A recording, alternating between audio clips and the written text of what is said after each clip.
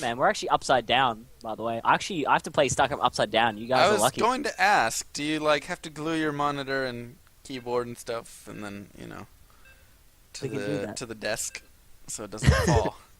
Yeah, man. And yeah, so we get a ZVT on GSL Metropolis. We have KDY, who is a top 8 master in Korea, and we have LabyRinth, who I actually don't know what rank. Did you check? No, I did not. Well, most probably he's really high because he's in this ridiculously awesome tournament called the Taiwanese and the Korean HonorCup. This is round 3. We have, at the left position, we have KDY, the orange, which is actually a really cool color, the orange Zerg. And spawning up in the top, we'll just go ahead and say the top, we do have LabyRinth, the red Terran. So I'm going to go ahead and try and get the starboard thing up. Show scoreboard. How does that look? You remind me of these people going like, like go web or something, but like show scoreboard. Show scoreboard. And it showed, but now What, like, I don't think I'm supposed to have introduced the an one update? below. I feel like I'm missing something. Isn't there supposed to be supplies with this or something like that? I don't know, man. I mean, I'll check one sec. Uh, Oh my god, the guy is slayers.kdy. Oh, never mind. oh, He's wow. like a pro gamer. Well, we kind of sold him short right there. Well, KDY, anyway, I said he was top 8 master, man. Top 8 master in Korea is ridiculous anyway. Very true. So- Top 8 Master is top 8 GM in North America. Yeah, actually, it's very true, man. Anyone in top 8 is like, yeah, I'm okay. And you're like, dude, you're GM. You're like, oh, yeah. Oh, yeah. Oh, okay. Kind of a big deal. Very true. So it looks like we do have the wall off coming from LabyRinth, as expected. And is he going to take a gas? That's exactly what we're going to look for right here when he gets these 75 minerals. Gas or not? No gas. So It's interesting. one Rax expansion, it looks like, as he is not throwing down a second Rax, and he has queued up 3 SCVs, so he is just chilling for a while. Gonna go ahead and get that CC down, it looks like. In the meantime, we do have a 15 hatch coming out from KDY, which is pretty general. Ah, that's exactly what I forgot to type their names in. I was like, it looks so plain, but why? Labby. Yeah, man, but like right at the moment, so it looks like it's gonna be a gasless FE coming out from LabyRinth. But I was gonna make a pun going. Do you reckon he's gonna like do some tricky wall in because his name's LabyRinth and all? I just thought it was funny, but now that I think about it, like he actually could, man. I have a feeling his SimCity's probably the best. With a name like that, man. I would pray that he has amazing SimCity. I think that would be the funniest thing ever if we see like a SimCity of supply depots and barracks and everything where the units have to go through like a giant maze to get in and out. That would be hilarious. Even if it cost him the game later on, like he's trying to get back into his base to defend against mutas, and his units have to run in this giant labyrinth to get through. Like, Man, Dad, tell you, this is actually Defense of the Ancients, but it's like one of these tower defense. He's like the best at it because like his name's LabyRinth. He's like, yeah, man, I could just create this like really cool wave. Like you have to get past all these towers and go to like attack the world tree or whatever. All right, so it looks like gas right here has gone down for KDY. So everything's pretty standard so far right now. I'm kind of interested to see how KDY responds to this fast expansion. One thing that I know some players have been doing actually is investing in a massive amount of lings at the right now point, and what a greedy man LabyRinth is, already taking the third CC. This is such a Korean style these days. I love it. Like they always in this like everyone does something aggressive or aggressive cheese. It's just so good. And like, what is the Zerg gonna do? Like if he doesn't scout it, like he has to do something. Exactly. And yeah, like if he doesn't, he has to like triple expand now. I don't know. How would you deal with it? I mean, triple expanding wouldn't exactly work, especially against a Terran player, simply because Terran just has that option of whenever they want, they can make that push with those Marines. And it's generally just harder for the Zerg to deal with that. Like, when you see a Protoss player forge fast expand, you're like, well, there's no pressure for 8 minutes. Like, like you can already kind of tell that. But with the Zerg or with the Terran, they can take that fast expansion and then just transition right into something really quick and hit a really fast push. And taking that third base, a lot of times you'll see players just simply cannot defend it. But it looks like the timings are definitely really solid. I really, really like it. Just Terran players actually, they kind of have the element of surprise a lot of the time, a lot more than Protoss, I guess. Yeah. But yeah, I mean, I guess this overlord speed's really going to, I think, change the matchup quite a bit. And oh my god, Roach is coming out, man. Looks like we got a Roachling all in coming. Oh, wow. That's 10 roaches on the way right there. So, yeah, definitely. And I don't even see the lings popping right now. He's just continuing on those roaches, and now he's going to drone behind it. So he's simply going for a heavy roach push right now. Oh, so and it's actually a win. this could be deadly, though, as his opponent only has 4 Marines in a bunker. 5 Marines now, 1 outside. No stim for a long time. His factory's not even done. It's done, but the tech lab hasn't even started. And if these roaches simply push over here, we are going to see LabyRinth in a decent amount of trouble. Will the SCVs get pulled? There they go. So SCVs now in preparation to repair that, throwing down a second bunker as well. And I still don't know. It's going to be so close right here, so scary. And it looks like he may be able to hold this now with all these SCVs. And the roaches just going to run right past the bunker. That's so smart. I love that move right there by KDY. He's going to be able to pick off a few of these SCVs if he wishes. Instead, he's at least going to force a liftoff. And now the SCVs are kind of confused as to what exactly they want to do. In the meantime, taking a third base behind the So Smart. And now that it tanks out, these roaches are not going to be so effective. He's going to want to get up here and try and snipe this off. He's going to stop that stim. It's actually going down at 98, 80, 50, and it's actually gone down. The stim has been cancelled halfway.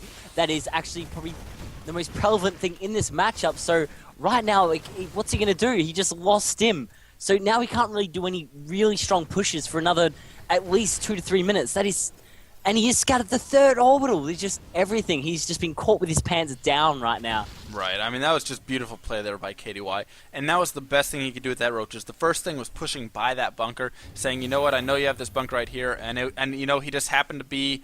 it just happened that LabyRinth was going for that tank right there, so that tank was very useful in assisting him to really deal with those roaches a little bit later. But then pushing up and saying, you know what, I'm at least going to get something out of these roaches. There was no way he was really going to retreat. Even if he did, he wasn't going to get much from them later on. So sniping that tech lab to kill off the stim, halfway done. Just huge play right there. And he also scouted the third orbital, so he knows his opponent was greedy. He knows he can feel safe having that third base up right there. And I mean, that was just great play by KDY. Yeah, man, and actually, he's actually catched up on. He actually caught up on SCVs quite quickly. He actually killed 5, and he's still actually up. Those triple orbital working so well, and holy add-on Batman, he's just got. Oh wow! He's just got so much more. He's just cranking these out. It's just so good, which means he just added on so much more infrastructure. Which means he's going to be a lot more. He's really just planning to just move this to the late game. Just from putting those add-ons on, you can really tell. So yeah, looks like this is going to be a very heavy. This is going to be a very late game. So I'm really happy about that, man. Right. I mean, that's coming down as well. At the very least, we're going to get a couple of minutes before any sort of push comes out.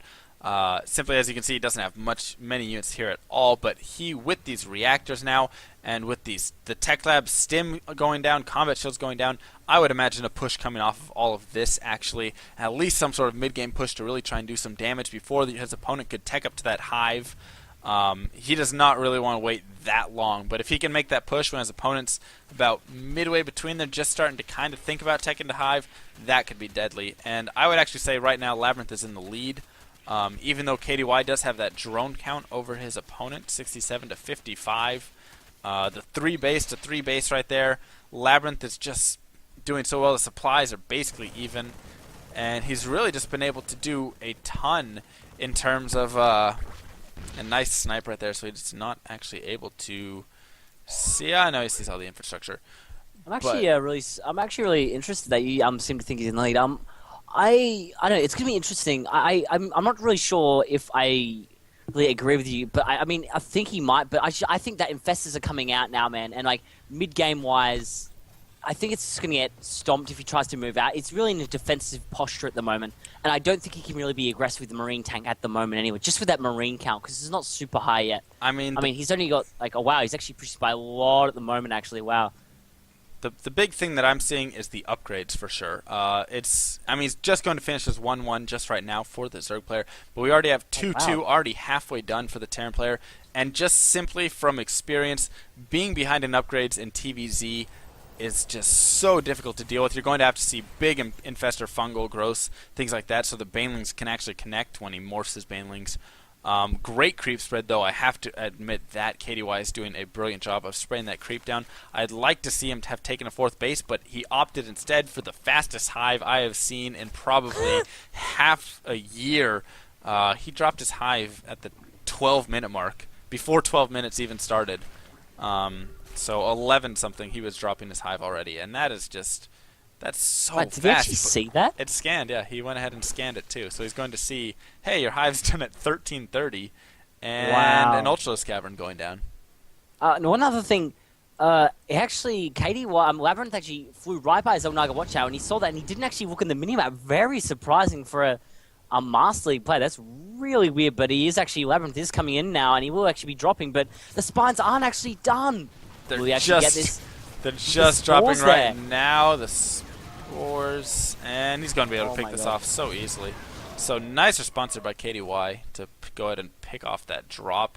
And I love the spine crawlers that are being thrown up as well by KDY. I'd like to see him also drop that 4th base right now.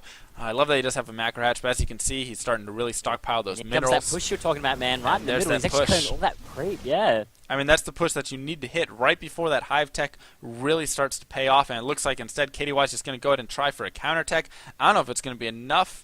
God, is he not gonna? He didn't actually raise the supply Didn't depot. raise the Huge. He's supply running into depots. the main. So if he would have raised those supply depots, that would not have gone down the same way that it did, but instead it did not. Now the Lings are going to go ahead and just run rampant. In the meantime, we see LabyRinth going to continue with this push. However, I don't know if it's going to be enough now. If you look at the size of that push right there versus the Zerg army, if he could catch him off guard, it's going to be huge. And he has the creep side as well. He's not been killing all those creep tumors, and now he goes ahead and scans. He sees that army right there. And this is a scary, scary moment for LabyRinth. In the meantime, those... right here, he's actually running on him. Will he actually get this? The Banelings actually connect, but oh my god, he actually does see up in time and doesn't actually decide to commit.